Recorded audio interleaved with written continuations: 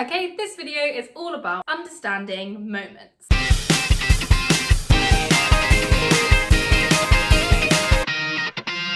So, if you apply a force at a distance from a pivot, you will produce a turning effect. For example, here is my ruler balanced on my finger. My finger is the pivot, and if I apply a force to a side of this ruler, I will produce a turning effect, like this. In that instance, my ruler turned anti-clockwise. This turning effect is called a moment, and your moments can be described as clockwise or anti-clockwise, depending on the way they make the thing turn. Anything that makes my ruler turn this way would be called a clockwise moment, and anything that makes my ruler turn this way would be called an anti-clockwise moment. So let's take the example of a seesaw. This is an example where I have my pivot in the middle, and if a child sits down here, it will produce a clockwise moment, but if the child sits down over here, it will produce an anti-clockwise moment. What about if I pull the seesaw upwards? If I pull the seesaw up here, then I'm producing a clockwise moment, but if I pull my seesaw up over here, then I'm producing an anti-clockwise moment. So, what is the size of that moment? What does it depend on?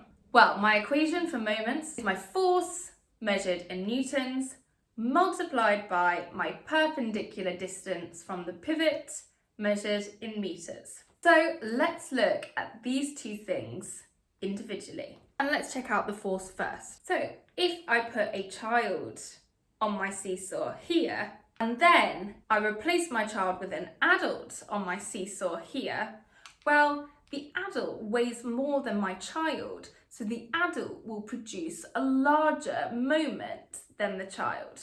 Okay, and now let's consider distance from the pivot.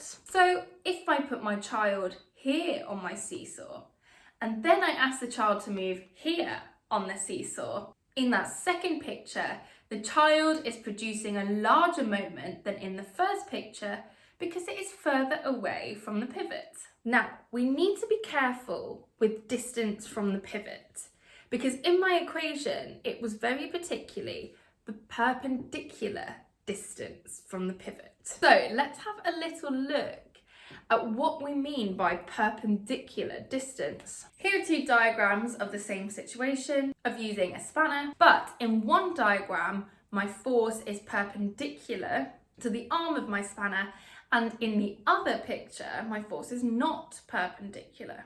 In the first picture, my moment is just that force multiplied by the distance being that arm of the spanner. But in my second picture, since the arm is not perpendicular to my force, I need to find that perpendicular distance between my pivot and my force. So if I extend the line of my force, I can then find the distance which is perpendicular to that line from the pivot. That means that this force will be producing a smaller moment than this force because this distance is smaller than this distance. So it's really important the direction that you apply your force in to produce the largest moment. And moments become really useful, like in the example before of a spanner, so that we can apply small forces, cause large turning effects, as long as the force is being applied at a long enough distance from the pivot. It's the same principle for a tin opener, and it's the reason why when you wedge your door shut, you put your wedge right at the end of the door frame, the longest distance from the pivot. And it prompted Archimedes to say this: if you give me a lever long enough, I can lift the earth. The idea is that if he were a long enough distance from the pivot, he could apply a very small force to cause a large moment that could lift the world. Okay, in the next video, we will be looking at calculations with these moments and gears. Okay, hope you found that helpful. Please do download the notes for those worked examples. If you like the video, give us a like and subscribe. Thanks for watching.